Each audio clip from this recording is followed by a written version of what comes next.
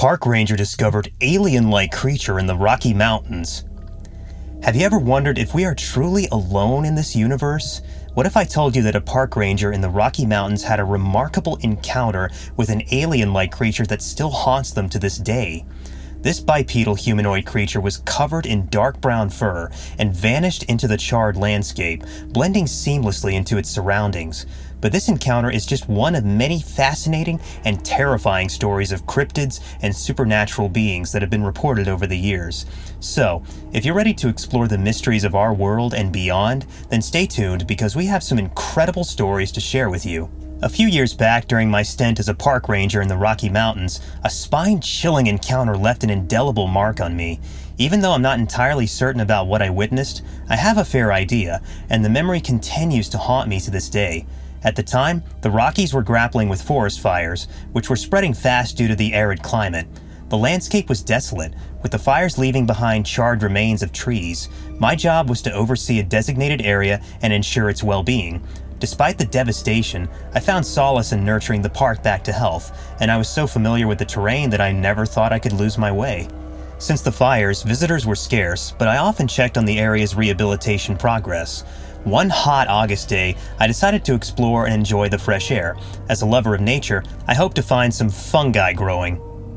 Finding fungi after a fire is a beautiful sight as their warm colors contrast with the burnt black mess left by the fire.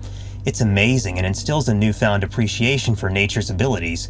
However, wearing a hat restricted my sight and hearing, which I regretted later when an unexpected situation arose. As I drove around a bend, I spotted something unusual that I wanted to investigate further. As I continued my exploration, I stumbled upon various areas with patches of pyrophyllite fungi, indicating that the forest was healing itself. Moving on, I suddenly heard knocking noises emanating from the north.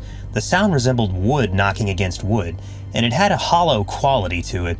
Initially, I disregarded it, but then I heard another knock, which perplexed me because no wildlife in the area would intentionally make repetitive knocking sounds. This behavior was typical of primates, but no primates were known to inhabit the Rockies. As the knocking persisted, I grew increasingly uneasy, wondering if someone was in the forest with me, trying to frighten me. However, I heard no footsteps, only branches breaking in the distance. I froze, hoping to hear if anything was approaching. Suddenly, a rock flew past my head, and I spotted a towering figure covered in dark brown fur about a dozen yards away. Although it could have been mistaken for a bear at first, its long, thin arms and legs distinguished it from a bear, and as it stood upright, I realized it was a bipedal humanoid creature. I was terrified. I was completely unprepared for what I saw, and suddenly the creature vanished into the charred landscape, disappearing like a chameleon blending seamlessly into its surroundings. Its color was a perfect match for the burnt remains of the forest. I kept a sharp lookout every time I visited the park after that, hoping for another sighting of the elusive creature. Despite my best efforts, however, I never saw it again. I have a friend who works as a park ranger there, and I sometimes ask them if they've ever had any strange encounters or sightings, but they always reply with a sarcastic, "I guess I'm not as lucky as you." While the experience was frightening, it was also enchanting, and it gave me a new perspective on life. I now have a greater appreciation for life's mysteries, and if sightings like mine were commonplace, they would lose their magic. It's like when you first see mushrooms growing out of the charred remains of a forest. It's awe-inspiring, and I will always treasure that moment. By the way, I just wanted to let you know that I'm a big fan and have been following your content for a while now. I've always been intrigued by the supernatural and cryptozoology. There's so much out there that the government and mainstream media keep hidden from us. My fascination with these stories traces back to my first sighting of a cryptid in 1973 when I was just 11 years old. The creature's image imprinted itself in my memory, and I became intrigued with the idea of spotting it again. I grew up in Albany, New York, and have always been drawn to nature and wildlife, frequently exploring the Albany Pine Bush Preserve. This area, situated between the Catskills and the Adirondacks, is brimming with trails and natural beauty. In this account, I will begin by describing my initial encounter with the cryptid in the 1970s, followed by my recent experience with the beast nearly 50 years later. During my childhood, summers were spent adventuring with my friends and brother around the city and suburbs, sometimes staying at my aunt's house nearby the Pine Bush Preserve. Despite feeling like we had the entire area to ourselves, that changed after our encounter with the cryptid.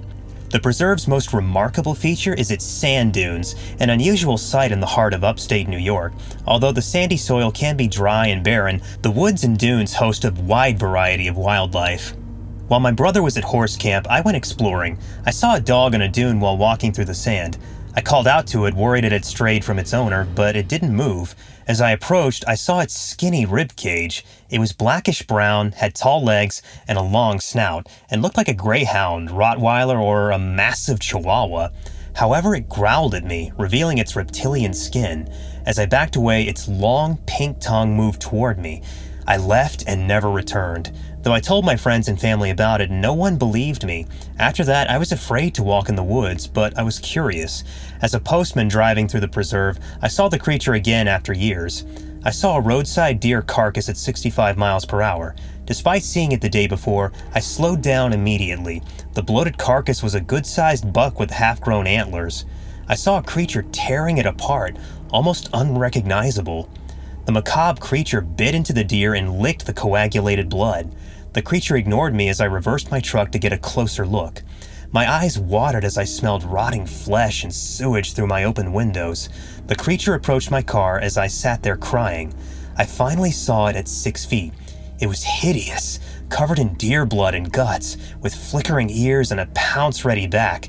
After seeing the eerie atmosphere, I knew I had to leave. I hit the gas pedal and was surprised when whatever was there chased me. I considered leading it to the town or ranger station so someone could photograph or catch it. I started and stopped at 30 miles per hour, but the creature kept up. I flashed my headlights when another car appeared in the distance. The creature ran into the bush when it heard the car's engine. I hoped the other driver saw the creature so others would believe me. Despite my family's disapproval, I wanted to share my experience. I hope you liked my story. Please comment. After work one sunny day, I drove around Corvallis, Oregon, where I lived. I was excited to test drive my used car. I drove a mile on a dirt road to the woods before realizing I shouldn't bring my car. I saw an old logging trail to my right and decided to walk. As I walked down the trail, everything became strangely quiet and foreboding. I noticed the eerie silence as I walked. I felt uneasy and returned to my car. As I did, I saw a creature behind a tree staring at me. It took me a moment to recognize the Sasquatch. I ran back to my car, terrified. I saw the Sasquatch chasing me down the trail. I locked my car to calm down after the experience. After a few minutes, I drove off. The Sasquatch appeared beside my car and stared at me. I was blocked by this creature staring through the windshield. As if unable to speak, its mouth was open. It had long, white teeth, black hair, and a brow ridge. Its muscular body and broad shoulders suggested a height of 7 to 8 feet. It ran back into the woods after several seconds. I saw a real Bigfoot, and believe Lilith's website reports. Despite seeing many local animals, this creature was unique.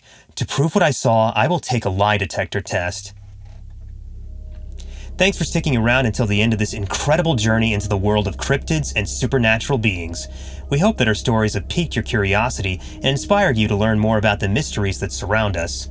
If you enjoyed this story and want to hear more, be sure to hit that like button and subscribe to our channel for more fascinating content.